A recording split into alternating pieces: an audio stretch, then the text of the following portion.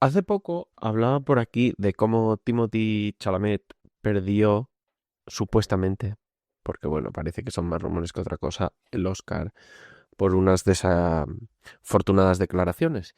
Y bueno, hoy quería reflexionar un poco sobre cómo la marca de Timothy está ahora mismo en horas bajas.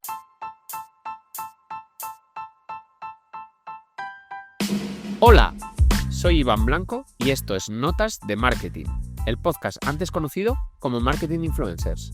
Aquí vas a escuchar notas reales, prácticas y directas sobre marketing, redes sociales, creación de contenido y marca personal. Un podcast perfecto tanto para profesionales como para aficionados al marketing. Dale a seguir para no perderte estas píldoras diarias. Y ahora, abrochaos los auriculares, que comenzamos. El problema con la historia un poco de Timothy Chalamet es que básicamente, pese a que más o menos lleva 7 años construyendo su marca personal, en su marca personal había un poco de mito, porque a él se le abanderó un poco como adalid de la nueva masculinidad en Hollywood. Pero también tenemos que ser claros. Se hizo más por la, la imagen que proyectaba que por lo que él decía.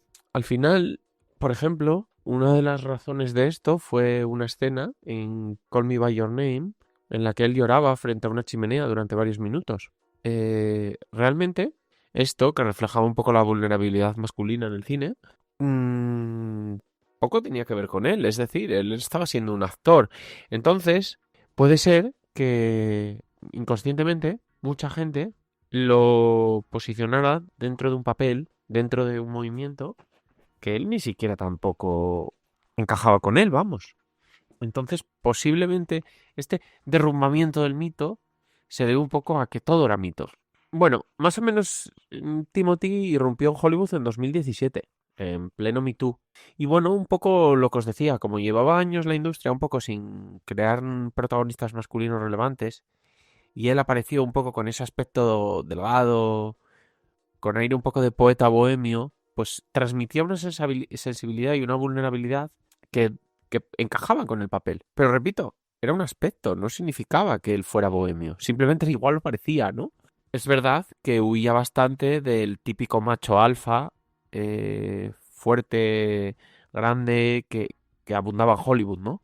Y bueno, pues luego, igual por ese aspecto precisamente, bueno, pues fue empezando a participar en películas que no hacían más que confirmar esto.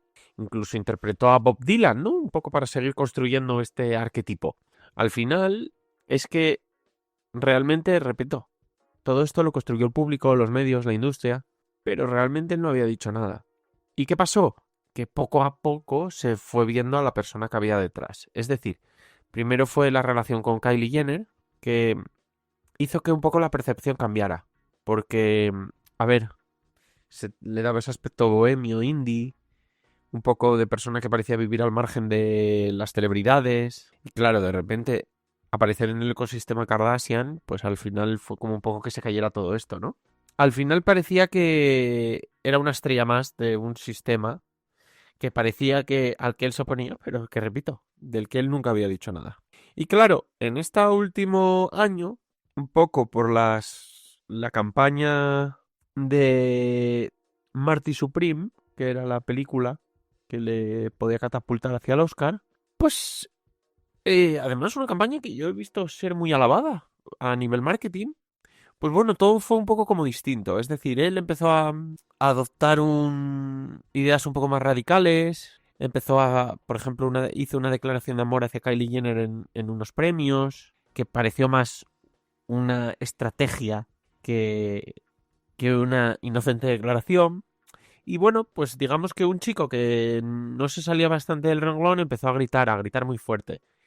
Y también, bueno, pues digamos que en algunas entrevistas su tono humilde y reflexivo que le había definido fue dando paso a algo un poco más confiado. Es decir, empezó a vérsele una persona con un poco más de ego. Y entonces, en una charla con Matthew McConaughey en Variety y CNN, ya fue la gota que colmó el vaso y que he contado en este podcast, que dijo que no quería trabajar ni en ballet ni en ópera porque eran cosas que se insiste con mantenerlas vivas, pero ya a nadie le importa. Claro, esto desató un montón de líos con un montón de, instituciones dentro de estas artes. Y claro, pues esto le ha pasado factura. No se sabe si se ha perdido el Oscar o no, pero ya por ejemplo en la noche de los Oscar, Conan O'Brien, el presentador, lo convirtió en el primer chiste. Es más, él forzó una sonrisa, pero parece que no le hizo mucha gracia el chiste porque igual esto digamos que le estaba dando bastante rabia o le había pasado demasiada factura y no le estaba haciendo mucha gracia. Y bueno, pues al final Michael B. Jordan fue el que se llevó el Oscar, que hizo una campaña más de humildad y gratitud. Y nada, lo dicho, seguramente no lo perdió por esto, las votaciones ya estaban cerradas, entonces pues realmente no tenía por qué ser así, pero lo que está claro es que durante 7 años Timothy vivió de una narrativa que no había decidido, que todos decidimos por él, que todos proyectamos por él, y bueno, pues aquí fue un poco la trampa, ¿no? El público decidió que representaba algo que él no representaba, entonces incluso un pequeño giro le hizo que se le volviera más en contra que si siempre hubiera sido así y hubiera sido detectado como tal. Porque tampoco es que haya hecho nada radicalmente opuesto o demasiado controversial. Lo que pasa es que simplemente se salió del papel en el que nosotros lo habíamos preconcebido y eso no gustó. Y bueno, pues esta es un poco la historia.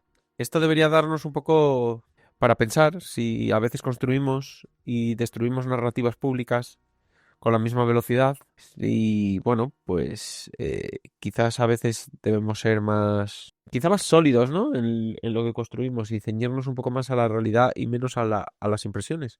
Porque es verdad que en este caso a Timothy la narrativa se la ha roto sin tener ninguna culpa y parece que ahora la va a tener un poco que reconstruir porque es verdad que su imagen pública pasa por horas muy bajas.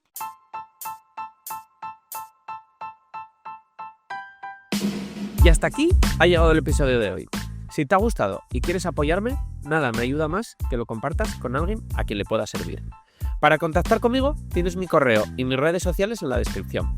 Nos vemos en el siguiente. Nada más. Adiós.